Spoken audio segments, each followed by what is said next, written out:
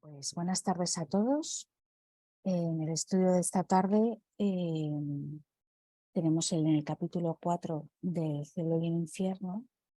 En el capítulo del infierno nos toca hablar hoy del infierno cristiano, imitación del infierno pagano. Empezamos con el ítem 3, que dice así: el infierno de los paganos, descrito y dramatizado por los poetas, fue el modelo más grandioso en su género y quedó perpetuado en el infierno de los cristianos, que también tuvo sus poetas y cantores. Al compararlos, con excepción de los nombres y algunas variantes en los detalles, encontramos en ellos numerosas analogías. En ambos, el fuego material es la base de los tormentos, pues simboliza los dolores más atroces. Pero cosa extraña, los cristianos superaron en muchos aspectos el infierno de los paganos. Si bien estos últimos tenían el tonel de las Danaides, la rueda de Ixión y la roca de Sísifo, se trataba de tormentos individuales. El infierno cristiano, por el contrario, tiene para todos, sin distinción, calderas hervorosas cuyas tapas los ángeles levantan para observar las contorsiones de los condenados, mientras Dios, sin menor piedad, escucha sus gemidos eternamente. Los paganos nunca imaginaron a los habitantes de los campos elíseos deleitando su vista con los suplicios del Tártaro.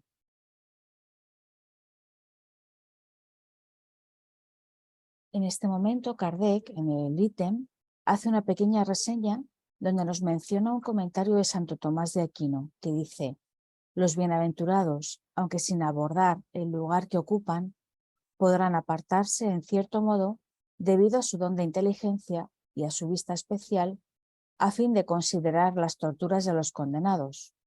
Al verlos, no solo serán insensibles al dolor, sino que quedarán colmados de alegría y darán gracias a Dios por su propia felicidad, mientras asisten a la inefable calamidad de los impíos.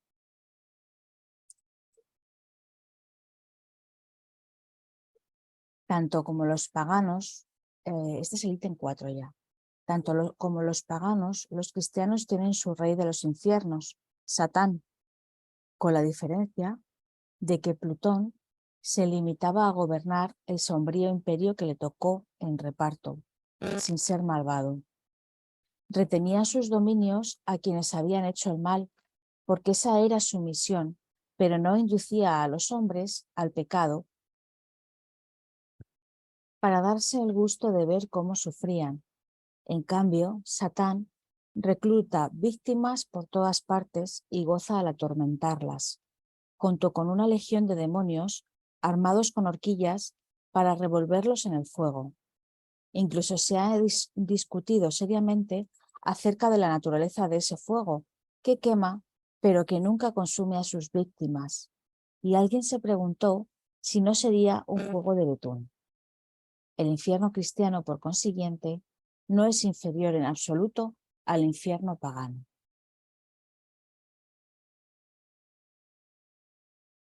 Pasamos al ítem 5, que dice: las mismas consideraciones que entre los antiguos habían hecho localizar el reino de la felicidad hicieron circunscribir la zona de los suplicios.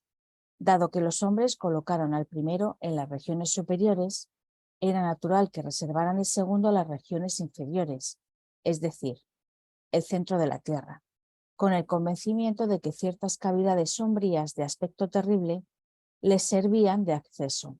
De modo que durante mucho tiempo también los cristianos ubicaron allí la morada de los condenados.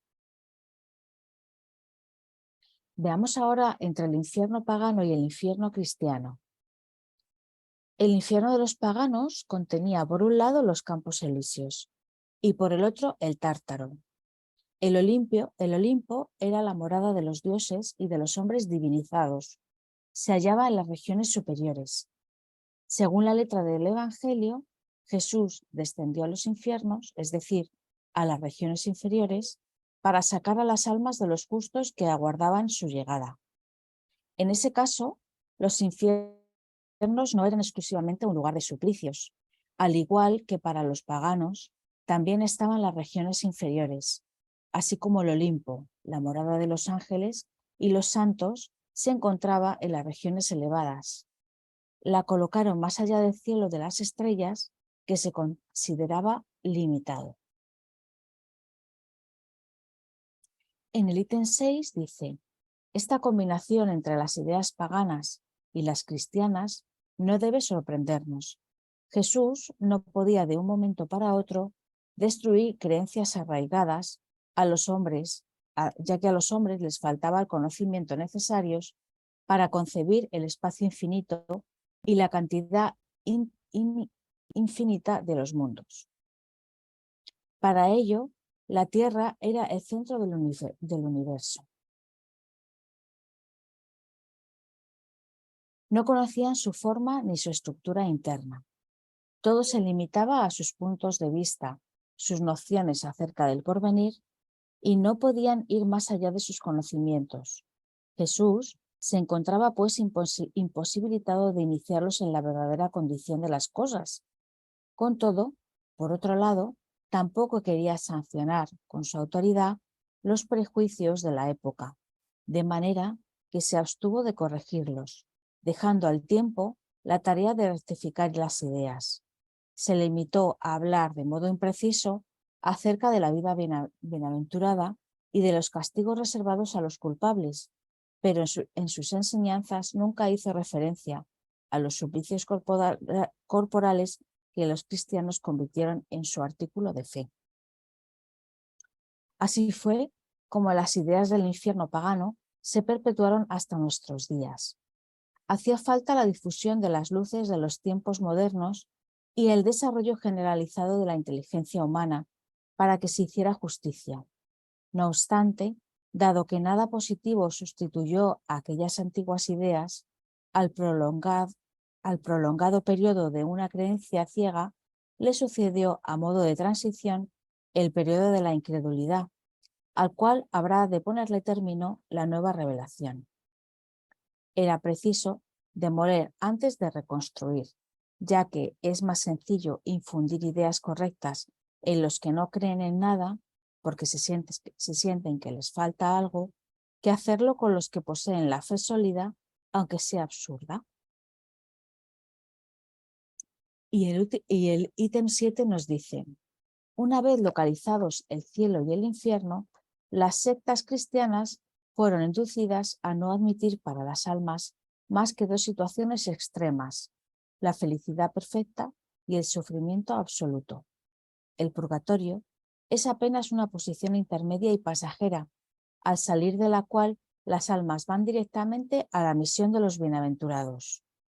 No podía ser de otro modo si se toma en cuenta la creencia en el destino definitivo del alma después de la muerte.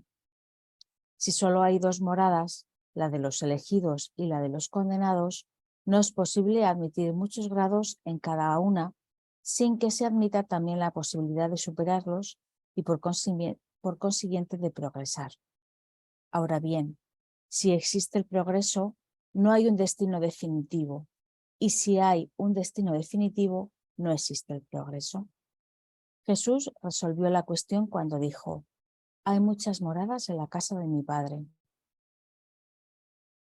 Bueno, pues recapitulando y volviendo un poquito a las reflexiones anteriores, vamos a empezar con el desarrollo de cada ítem, donde vamos a ver cómo consistía. Ahora mismo vamos a ver en qué consistía el tonel de las Danaides, que menciona Kardec, la rueda de Ixión y la roca de Sísifo. Bueno, el tonel de las Danaides era una leyenda que consistía en que el gran rey Belo, monarca de Libia, se casó con una bella mujer, Anquinoe, y tuvo dos hijos gemelos, Danao y Egipto. Ambos crecieron bajo el amor y la protección de sus padres. Debido a los celos y la envidia, Danao guardaba rencor contra su hermano. Esto sí que, ¿verdad?, vemos similitudes en los cristianos con Adán, con los hijos de Adán y Eva. Siempre lo veía favorecido en las decisiones de su padre y jamás estaba de acuerdo con las actuaciones. Aunque no lo dejaba notar, esperaba ansioso una ocasión propicia para descargar toda su ira y su resentimiento. Pero quiso el destino que Dánao fuera el padre de 50 mujeres y Egipto de 50 hombres, es decir, un primo para cada prima. Cierto día, mientras celebraban una de las grandes fiestas que el rey Belo hacía, Dánao emborrachó a su hermano y lo llevó hasta el alto del palacio para matarlo. En ese momento justo que se disponía a empujarlo desde la torre, uno de sus sobrinos lo descubrió. Todos se le fueron encima y lo apresaron y lo llevaron ante el rey, quien como castigo le impuso el destierro. En este destierro, junto con sus 50 hijas, Dánao salió de su territorio y se encaminó hacia el mar Mediterráneo, llegando hasta la región de Argos, desafiando al soberano Gélanor, venciéndole para quedarse con todas sus propiedades. Una vez posesionado en su nuevo reino, Dánao empezó a enviar emisarios con regalos a su padre y a su hermano para que lo perdonaran. Quería demostrarles arrepentimiento y contrición, y fue tanta su insistencia que Egipto convenció a sus 50 hijos para ir de visita. Vistieron sus mejores galas, montaron sus mejores corceles y con suficientes regalos se dirigieron al encuentro conciliatorio familiar. Dánao y sus 50 hijas habían preparado toda una fiesta, con banquete y música para agasajar a sus invitados. Y fue tal el encuentro que resultaron en noviados primos y primas, 50 parejas con deseos de casarse inmediatamente. Y aprovechando la fiesta, se llevó a cabo el matrimonio colectivo. Pero la noche de la luna de miel se convirtió en una noche de muerte para los hijos de Egipto. Dánao obligó a sus hijas a darles muerte. Solo se salvó Linceo, esposo de Hipermenestra. Ella, enamorada desde niña de su primo, le previno sobre la orden que había recibido de su padre y le permitió escapar. Pasado el tiempo, las Danaides se fueron casando con otros jóvenes y su padre Dánao terminó aceptando a Linceo como su yerno y le facilitó todo para que volviera a formalizar su hogar con su hija. La venganza llegó entonces cuando un día sucedió lo que tenía que suceder. Linceo cobró venganza y mató a su suegro Dánao y a todas las Danaides, incluida a su esposa. Aunque también la amaba, no quería dejar dolientes que más tarde buscaran desagraviar su acción como él ahora estaba haciendo. Al morir las 50 doncellas, descendieron al infierno pagano, en donde fueron juzgadas por el dios Plutón. Se castigó por haber matado a sus esposos de manera infame y traicionera, y su castigo consistió en llenar un tonel sin fondo. Encerradas en el Tártaro día y noche, recogían agua del río Flegetón y lo vaciaban en el barril. Desde ese tiempo, cuando alguien emprende una tarea inútil, se dice de esta expresión que está llenando el tonel de las Danaides. Pasamos ahora a la reflexión de la rueda de Ixión. Os voy a contar la historia. En la mitología griega, Ixión era el rey de las Lápitas, la tribu más antigua de Tesalia. Ixión se casó con Día, una hija de Enioneo, y éste prometió a su suegro un regalo de valor. Sin embargo, no pagó el precio de la novia, por lo que Enioneo le robó algunos de sus caballos en represalias. Ixión reprimió su resentimiento e invitó a su suegro al banquete en Larisa. Cuando llegó Enioneo, Ixión le empujó a un lecho en brasas. Ixión se volvió loco, deshonrado por este acto. Sus príncipes vecinos se ofendieron tanto por este acto de traición y violación que se negaron a realizar los rituales que purificarían a Ixión de su culpa. Por lo tanto, Ixión vivió como un proscrito y fue rechazado. Matando a su suegro, Ixión fue condenado en el primer hombre culpable de matar a un familiar en la mitología griega. Esto por sí solo le garantizaría un horrible castigo. Sin embargo, Zeus se apiadó de Ixión y lo llevó al Olimpo, presentándole en la mesa de los dioses. Este, en vez de ser agradecido, sintió atracción por Hera, la esposa de Zeus, y descubriendo sus intenciones, creó una nube con la forma de su esposa y engañó a Ixión con ella. Cayendo en la tentación, Ixión fue expulsado del Olimpo y golpeado por un rayo. Zeus, como castigo, ordenó atar a Ixión en una rueda ardiente para que siempre girara para toda la eternidad. Esta era la leyenda de la rueda de Ixión. Y ahora pasamos a la roca de Sísifo.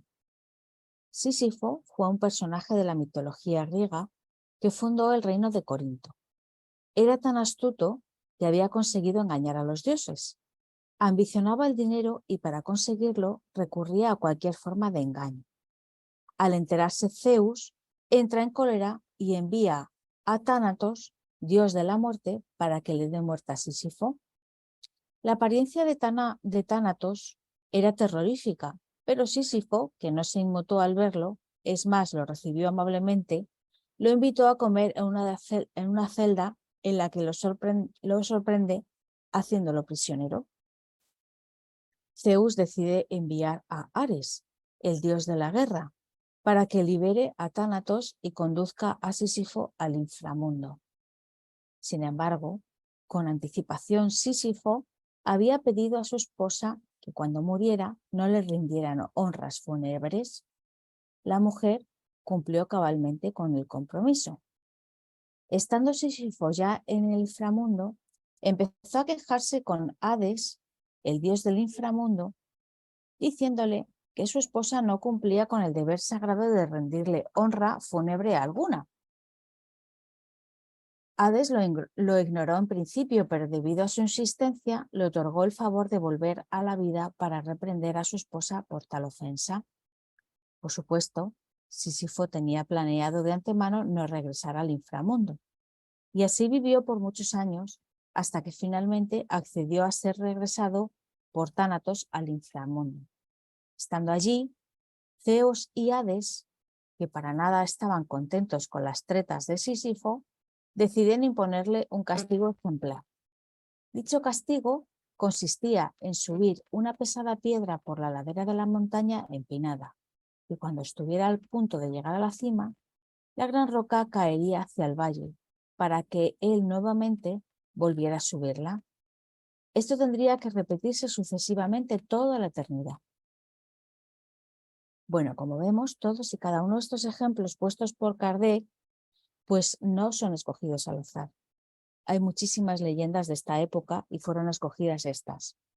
Si nos ponemos a pensar, todos, cada día, nuestro día a día, llenamos nuestras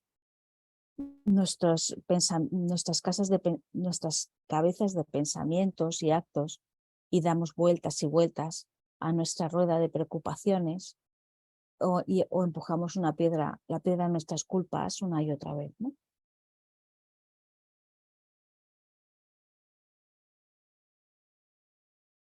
Bueno, continuando con el desarrollo del ítem, nos hace diferenciar que el infierno pagano es más individual que el infierno cristiano y por el contrario tiene para todos sin distinción el castigo eterno y para todos los condenados en general.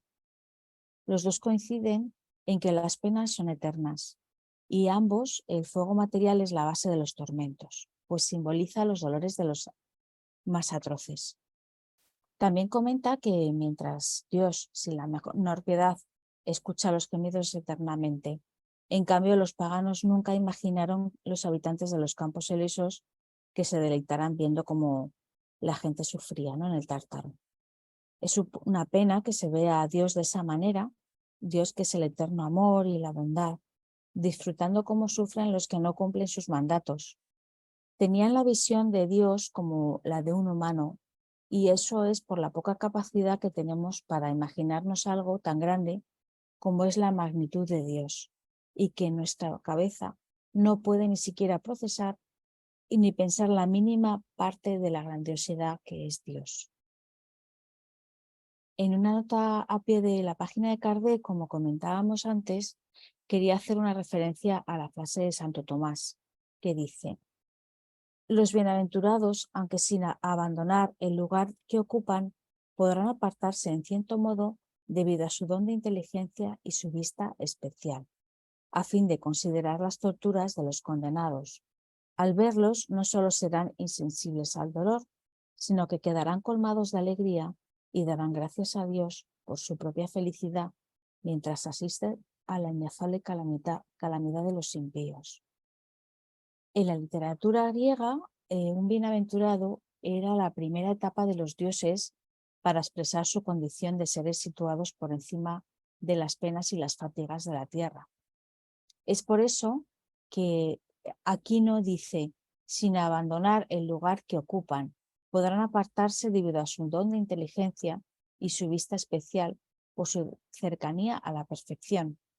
Y sigue diciendo: al verlos, no solo serán insensibles al dolor, sino que quedarán colmados de alegría y darán gracias a Dios por su propia felicidad, mientras asisten a la inefable calamidad de los impíos. Al leer esto, pues podemos pensar que es algo perverso, pero si en realidad lo pensamos en la tranquilidad, nos da la lógica de la ley de causa y efecto, y de que además pues somos espíritus eternos e inmortales, con lo cual habla por sí solo, ¿no? Pasamos al ítem 4, al desarrollo, que nos explica un poco rápidamente la diferencia entre Satán y Plutón, que son los reyes encargados del mal.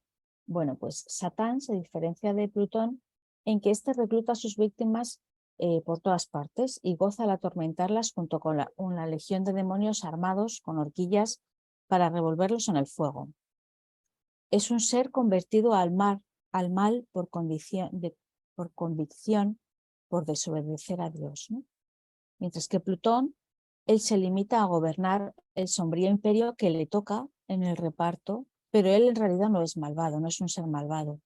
Retenía en sus dominios a quienes habían hecho el mal, pero esa era su misión, o sea que no inducía a los hombres al pecado para darse el gusto de ver cómo sufren, ¿no? En el ítem 5, pues se nos informa de las distintas localizaciones y las diferencias entre el infierno pagano y el cristiano.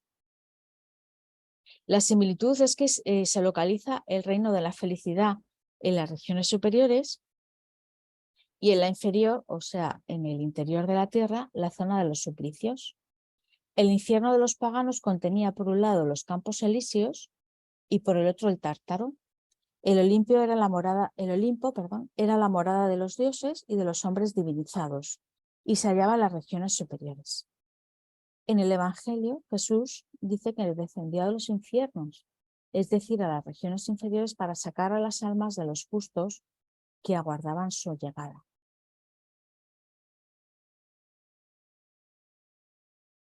En el encuentro entre las ideas paganas y las cristianas, Jesús no podía y tampoco era muy adecuado desmantelar las creencias arraigadas y se abstenía de corregir o rectificar las ideas ancestrales. A los hombres de esa época pues les faltaban los conocimientos necesarios para concebir pues el espacio infinito o la cantidad infinita de mundos, ¿no? Que ahora sí que tenemos esa información. Ellos creían que la Tierra era el centro del universo y por ignorancia no conocían su forma ni su estructura interna. Todo se limitaba a sus puntos de vista.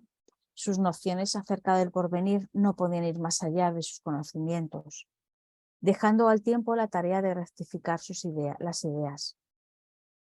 Jesús se limitó a hablar de modo impreciso acerca de la vida bienaventurada y de los castigos reservados a los culpables, pero en sus enseñanzas nunca hizo referencia a los suplicios corporales, que los cristianos pues convierten en algo que está a la orden del día.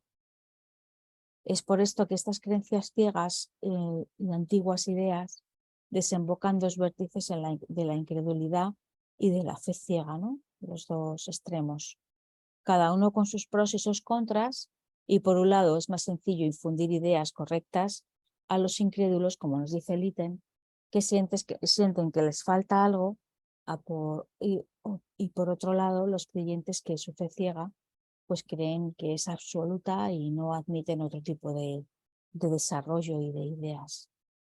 Vemos que en el cristianismo, como solo tiene dos situaciones muy localizadas, que es el cielo y el infierno, y la felicidad perfecta y el sufrimiento absoluto, ¿no? Elegidos y condenados, como destino definitivo después de la muerte. No cabe la posibilidad de progresar y mejorar. Y menciona brevemente el purgatorio, que además en los próximos estudios se profundizará más, que no quiero ahora adelantar, porque esta es una posición, o sea, el purgatorio es una posición intermedia y pasajera, y al salir solo hay un destino, que es el cielo. No hay o sea, esto es progresión y mejoramiento, pero solamente con el fin de ir al cielo. Y no hay tampoco retroceso al inframundo, cosa más lógica que las anteriores creencias, pero bueno. Y termina con un gesto del Evangelio donde Jesús resuelve la cuestión cuando dijo: hay muchas moradas en la casa de mi Padre. Este texto viene de San Juan, que dice: no se turbe vuestro corazón, creéis en Dios, creed también en mí. En la casa de mi Padre hay muchas moradas, y si así no fuera, yo os hubiera dicho, pues voy a emparejaros el lugar. Y si me fuere y os aparejar el lugar, vendré otra vez y os tomaré a mí mismo, para que donde yo estoy estéis también vosotros. En este capítulo del Evangelio según el Espiritismo, Kardec nos indica los diferentes mundos de progreso que existen, por lo que los infiernos podrían ser mundos inferiores. Una maravillosa lectura para comprender los siguientes estudios de las próximas semanas. Y bueno, pues con esto terminamos el desarrollo de estos ítems, y nada, daros las gracias por asistir a esta clase y os esperamos para las siguientes.